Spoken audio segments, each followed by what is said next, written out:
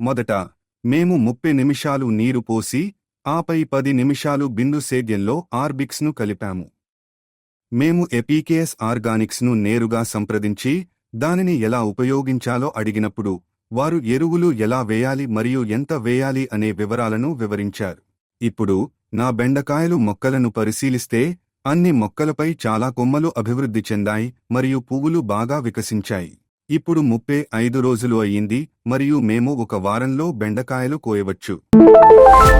Hello, నా పేరు కతిరేసన్. నేను దిండిగల్ జిల్లా నుండి మాట్లాడుతున్నాను. నా కుటుంబం వ్యవసాయంలో నిమగ్నమై ఉంది. నేను కూడా నా చదువు పూర్తి చేసి వ్యవసాయంలో నిమగ్నమై ఉన్నాను.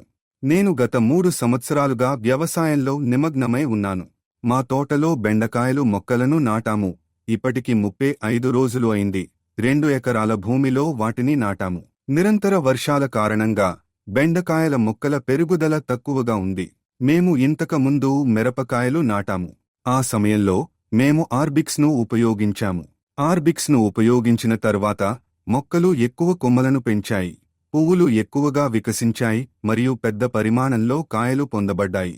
ఒక మొక్కకు 10 కాయలు లభించే చోట 25 కాయలు వరకు లభించాయి. అప్పుడే నేను దీనిని బెండకాయల మొక్కలకు కూడా ఉపయోగించవచ్చని అనుకున్నాను మరియు నేను ఎపీకేఎస్ ఆర్గానిక్స్ నుండి ఈ ఆర్బిక్స్ను కొనుగోలు చేసి ఉపయోగించాను. కేవలం ఒక వారం ఉపయోగంలో మంచి మార్పు స్పష్టంగా కనిపించింది. కొమ్మలు లేని మొక్కలు కూడా బాగా పెరిగాయి. పువ్వులు కూడా పెద్ద పరిమాణంలో వికసించాయి. ఇప్పుడు 35 రోజులు అయ్యింది మరియు మరో వారంలో బెండకాయలు పండించవచ్చు. మేము 2 ఎకరాలకు 10 లీటర్ల పరిమాణంలో ఆర్బిక్స్ను కొనుగోలు చేసి ఉపయోగించాము.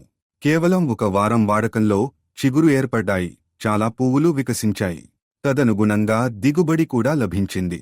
ముందుగా మేము 30 నిమిషాలు నీరు పోసి ఆపై ఆర్బిక్స్ను బిందు సేద్య వ్యవస్థలో 10 నిమిషాలు కలిపాము.